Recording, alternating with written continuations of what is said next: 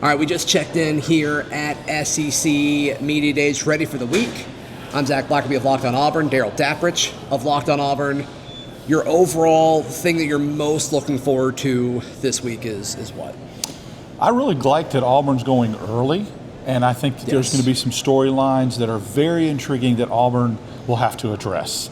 I'm looking forward to that closure and education to some things that we're wanting to know about. Closure regarding rev share stuff? Yes, okay. yes. I believe that there will be, and I could be naive, but I believe by the time we leave SEC Media Days, there will be a better understanding, and this story will be done for, as far as the Auburn part, it will close that chapter.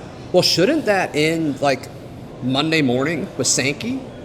Like, don't you think Sankey should kind of set the tone with that? Sankey can set the tone as the starting pitcher, and then Auburn needs to come out of the bullpen and be the closer and finish it and say, hey, maybe Commissioner Sankey said XYZ. That's what we've been saying all along, and let me tell you why. They can literally make the finality of it is what I'm looking at. Yeah, and I do like that even if it doesn't go that way, or if Sankey leaves it up to interpretation or say, hey, we'll learn more, or what we were told isn't exactly what's happening, John Cohen, and I think this was strategic on his part, is to be able to say, like, hey, August 1st is when it really happens. Talk to Brian Smith of the Portal on last week's Recruiting Thursday edition of Locked on Auburn. He's like, hey, Auburn's recruiting, it actually starts on August 1st. See, and that's huge. And if that's the message, if Sankey lobs it up, right, and then Auburn smashes it by saying, remember what Commissioner Sankey just said yesterday, i.e. blah, blah, blah, and then Auburn comes and follows up with this is why we're doing it this way, that absolutely closes it out, in my opinion. Yeah, I think so. And gives Auburn fans hope and excitement. And saying, I have been saying all along that this chapter has yet to been written. This recruiting class is unwritten. It's yet to be finished. There's a lot left to do. There's a big story left to write. Yeah. If you walk away from SEC Media Days with Auburn fans feeling like, oh, a month from now, 2 months from now, that's what you want to glean from this. That's what you want. So Monday, Greg Sankey will get things going, SEC Commissioner. Also tomorrow morning, Brian Kelly and the squad of LSU, and then Beamer and South Carolina. What specifically do you want to see from them? Well, from South Carolina, I'd like to see him address the Lenora Sellers thing, and whatever school came after Lenora Sellers with the giant NIL deal. I wonder if he'll address that at all. Yeah. LSU took a major staff member from Ole Miss. Is there a back and forth between, will Lane Kiffin get as petty with Brian Kelly as he does with Hugh Freeze? Will Brian Kelly address being on the hot seat? Will Lane Kiffin address that he's fishing as much as Hugh Freeze is golfing, but yet no one says anything about that? The Pavia factor with Vanderbilt. Is he going to beat Auburn 3 years in a row? That's very tough to do. There are so many little tomorrow afternoon could be obnoxious. There's intriguing storylines that affect Auburn indirectly. Yeah, 100%. Obviously, Auburn going Tuesday is very exciting. Like you said, I'm glad they're going earlier in the week. But weirdly enough, like, this is going to be one of the more important day ones of SEC Media Days that I can remember. Because I think the rev share stuff impacts everyone. When, like, the conference realignment stuff, like, we didn't really get to do all that chatter from an SEC point of view because it had already happened. Like, all the conference realignment stuff happened in response to Texas and Oklahoma coming into the conference.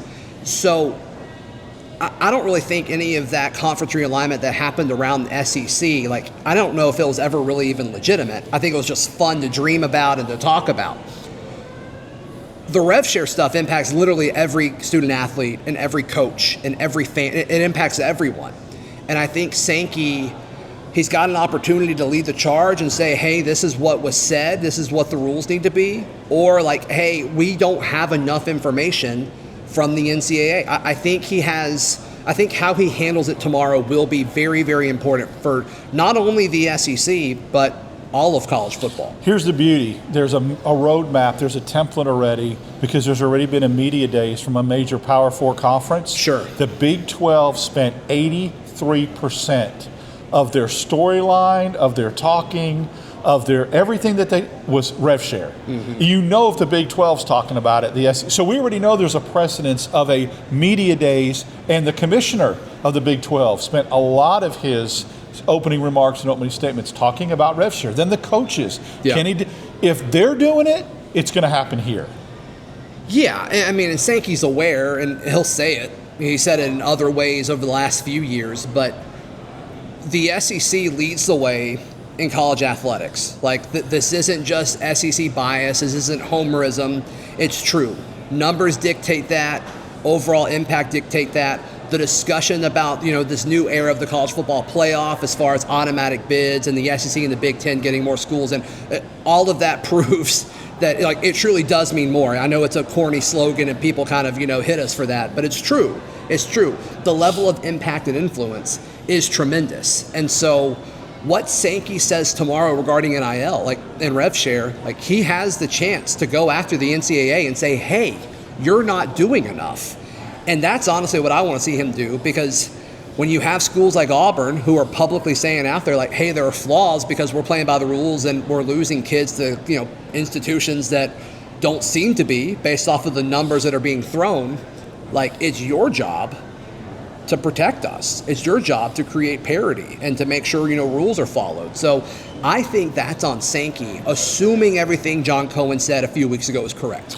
He is one of the few commissioners that I think has incredible influence over the NCAA. He's the most powerful man in college sports right now. And that's more powerful than the president of the NCAA. 100%. So if he says something that's a direct call out to the NCAA or a call to action to the NCAA, it's going to be listened to, it's going to be adhered to, and he needs to kick the can down to the NCAA and say, if you don't fix it and if you don't handle it, we're going to do it ourselves and put in our own regulations, because you cannot continue to go down this path. And look, the NCAA is switching course continuously. They're flip-flopping. And then another, agreement comes out. It's absolutely ridiculous. They're not taking any responsibility.